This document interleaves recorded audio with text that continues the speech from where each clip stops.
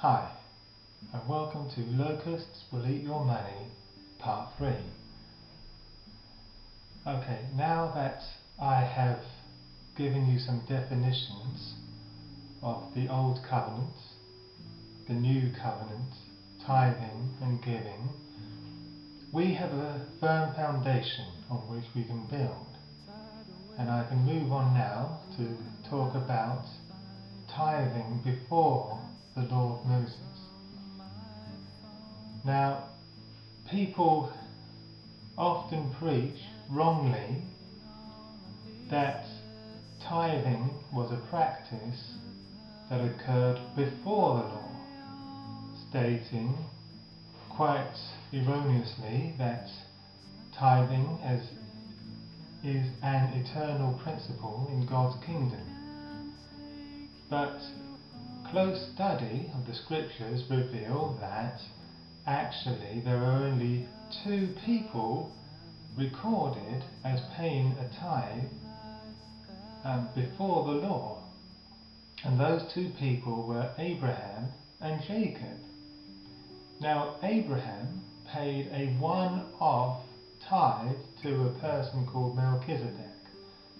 And Jacob, even though he promised in a vow to God to pay him a tithe, he never actually did so. So firstly, let's look briefly at Abraham.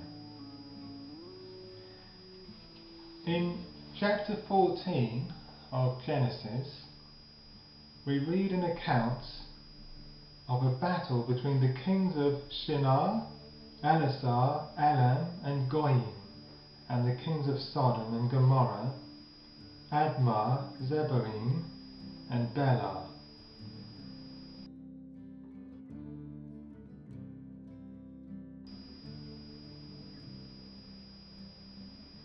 During this battle, we read that Abraham's nephew Lot was kidnapped.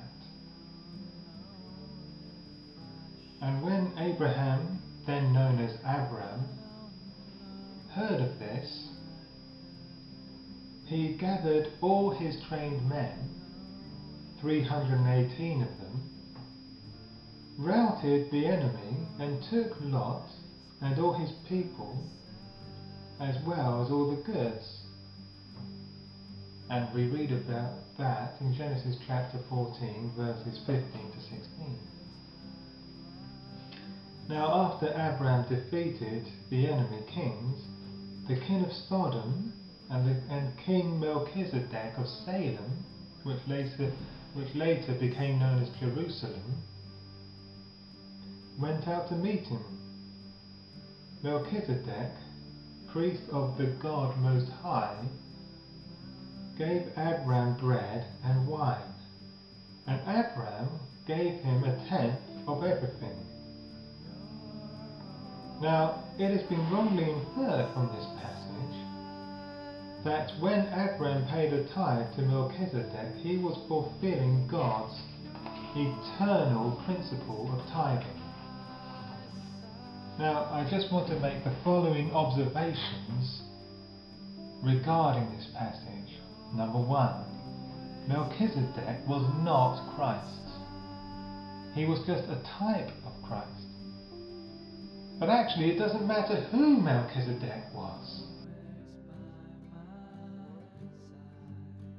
It doesn't change the fact that Christians do not have to tithe under the new covenant of grace.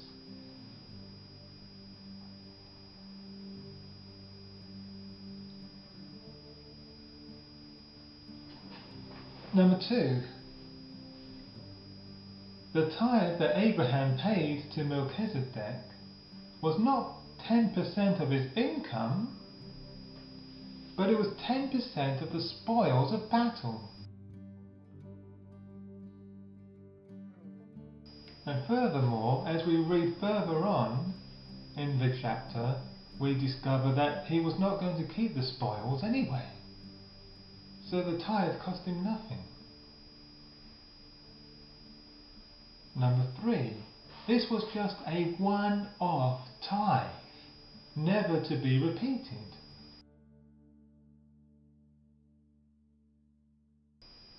There is no biblical evidence to show that Abraham tithed ever again.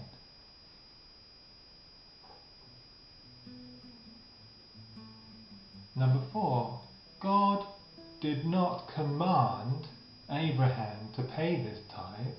It was something that he chose to do.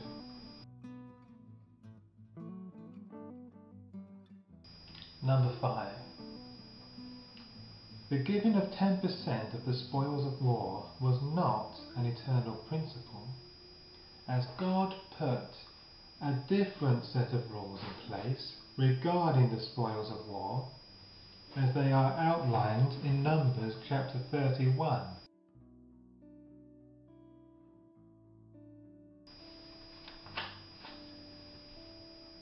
Number 6. Tithing was never part of God's covenant with Abraham. God's promises to Abraham were based purely on his faith and had nothing to do with tithing.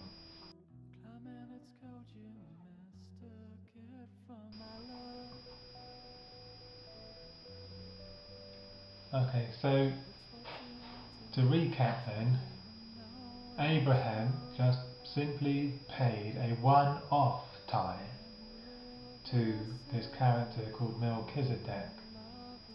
It was not a command from God. He chose to do it. It was from the spoils of battle, and it was not an eternal principle in God's kingdom, as later on, through Moses, God put in a different principle in place as God put a different principle in place for the spoils of battle, as recorded in Numbers chapter 31, as we have discussed in the previous video.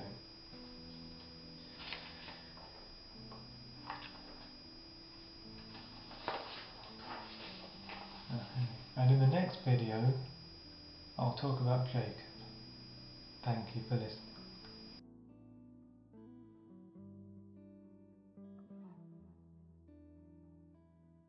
Let me manipulate you into my arms of self-interest.